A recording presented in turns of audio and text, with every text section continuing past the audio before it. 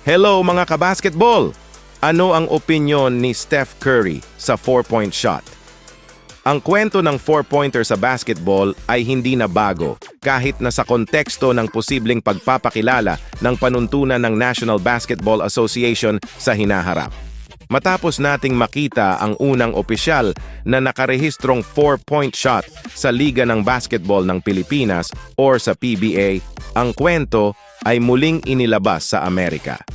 Siyempre, pagdating sa mapagkompetensya, opisyal na mga laban, nakita namin ang mga naunang 4-point shot sa All-Star na mga laban at sa Women's Skills Competition. Si Sabrina Ionescu, na sa All-Star ngayong taon ay nagkaroon ng 3-point shootout kay Steph Curry, ay tumama ng 3 magkakasunod na 4 sa WNBA All-Star Competition noong 2023. Gaano kalayo nga ba ang 4-point line sa rule sa PBA? Ang 4-point line sa PBA ay nakaposisyon sa 27 feet, ang layo mula sa rim. Sa kasalukuyan, ang NBA ay may 22-foot 3-point line sa mga sulok at 23-foot 9-inch line sa ibang lugar, habang ang WNBA at International Games ay gumagamit ng 20-foot 6-inch line.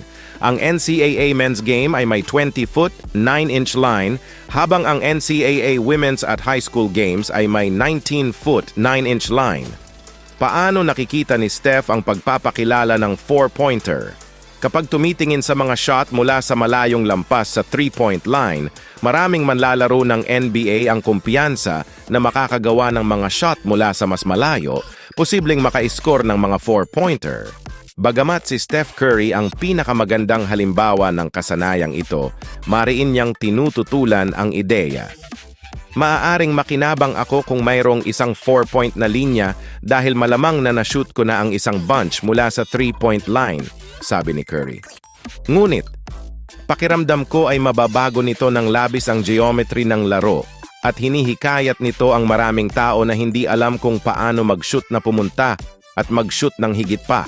Dagdag niya, siya nga pala, si Curry ay isang 4-time NBA champion, 10-time All-Star, 2-time MVP Finals MVP, at, kamakailan, Olympic gold medalist. Si Steph Curry ay nakatakdang maging ang tanging manlalaro sa kasaysayan ng NBA na kumita ng $60 million plus sa isang taon. Si Stephen Curry ang magiging unang American team sport pro athlete na kumita ng mahigit $60 million sa isang season. Ang kanyang 1-year or $62.6 million extension sa Warriors ay magpapanatili sa kanya sa ilalim ng kontrata hanggang sa 2026-2027 season. Ano ang masasabi nyo sa bagong rule sa PBA na 4-point shot at sa bagong contract ni Stephen Curry na nagkakahalaga lamang ng $60 million sa loob ng isang taon? Please comment nyo lang sa baba. Please paki-like, subscribe, and also hit the bell button para din ma-notify ko kayo sa next video. Basketball today, basketball later.